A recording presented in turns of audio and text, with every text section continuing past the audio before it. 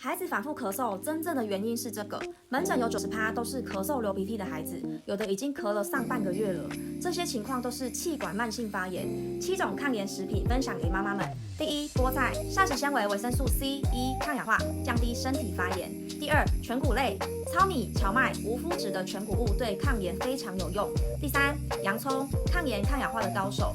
减轻慢性发炎，降低患病的风险。第四，蓝莓里面满满的花青素，每天几颗，抗炎效果直接上升。